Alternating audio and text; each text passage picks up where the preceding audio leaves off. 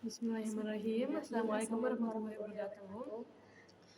Perkenalkan, nama saya Raihan Estirus Mawardani, NIM 22060311041 dari kelas Kimia B, dan teman saya Rahmania Aza Auzia Winarti dari Kimia B dengan NIM 220603110040. Di sini kami akan menjelaskan tentang IPAL yang dikelola oleh PT Petrokimia. Apa yang kamu ketahui tentang pabrik petrokimia? Pabrik petrokimia adalah anak usaha pupuk Indonesia yang bergerak di bidang produksi pupuk. Di manakah letak pabrik tersebut? Pabrik tersebut berada di Kota Gresik. Bagaimana proses awal dari produksi pabrik tersebut? Proses produksi pupuk tersebut diantaranya yaitu dengan menggunakan proses penggabungan dan proses peraksian. Lalu, apakah kamu tahu limbah apa saja yang dihasilkan dari PT Petrokimia yang ada di Gresik? Limbah yang dihasilkan dari PT Petrokimia sendiri ada beberapa jenis, diantaranya yaitu limbah cair, emisi gas, dan juga limbah padat. Limbah cair biasanya berupa amonium, urea, fluor, fosfat, dan juga partikel padat. Lalu emisi gas biasanya berupa NH3, SO2, fluor, dan juga debu. Adapun limbah padat biasanya berupa non B3 atau kapur dan gypsum, dan juga B3 atau katalis gas. Lalu bagaimana cara pengolahan limbah yang ada pada pabrik tersebut tanpa merusak ekosistem yang ada pada lingkungan tersebut? Untuk menanggulangi limbah cair di atas dapat dilakukan dengan cara mengisolasikan bocoran dengan membendungnya menggunakan kapur dan menginjeksikan NaOH atau kapur untuk menetralkan pH. Kemudian mengarahkan drain line yang bocor ke bak penampungan akumulator atau langsung dialirkan menuju equalizer untuk diproses lebih lanjut. PT Petrokimia Gresik sendiri, air limbah yang diarahkan ke laut memiliki pH di atas 5.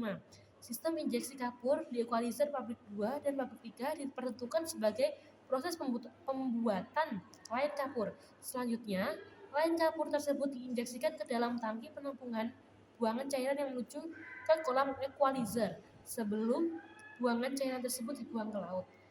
Kapur dari truk dibantu pneumatic blower diumpankan ke dalam skillet line yang selanjutnya kapur dikirim menuju grid separator dengan menggunakan screw conveyor untuk diubah menjadi lime milik dengan menambahkan air dan diaduk menggunakan agiator.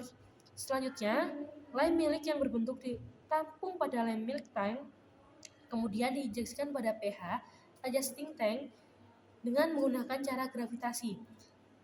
Sedangkan sisa atau kotoran yang berupa pasir putih dibuang melalui line blow down grid separator, air yang telah lolos dari pH adjusting. Tank akan dicek pH-nya dengan pH meter sebelum dibuang ke laut. Lalu, apakah kamu tahu bagaimana proses pengolahan limbah padat?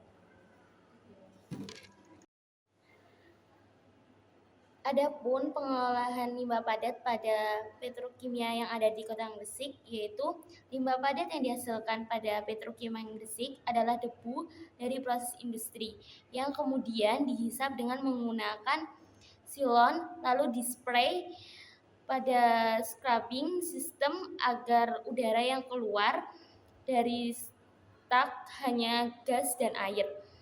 Kemudian limbah padat kapur dari hasil penginjeksian kapur pada unit equalizer yang semakin lama semakin menumpuk atau dangkal pada kolam segmen pengolahan limbah cair dapat diatasi dengan bantuan eksavator supaya tidak dapat didangkal.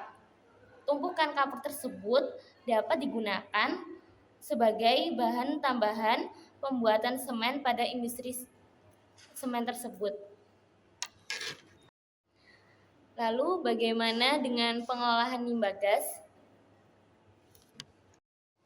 Untuk mengatasi debu, dilakukan proses dedusting system. Semua debu halus yang terbang ke lingkungan langsung dihisap oleh dedusting system. Debu yang sudah ditangkap diumpankan menuju dedusting scrubber.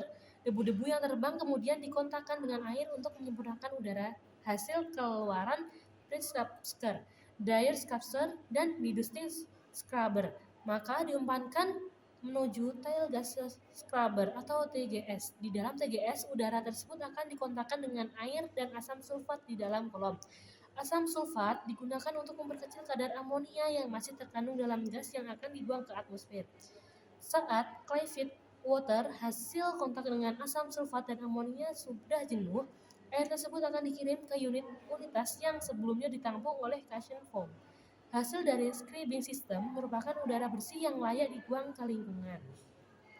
Kita telah banyak mengetahui dan memahami tentang pengolahan limbah dari PT Petrokimia. Hal ini bertujuan untuk menjaga ekosistem dari kerusakan. Maka dari itu kita juga harus menjaga ekosistem dari kerusakan.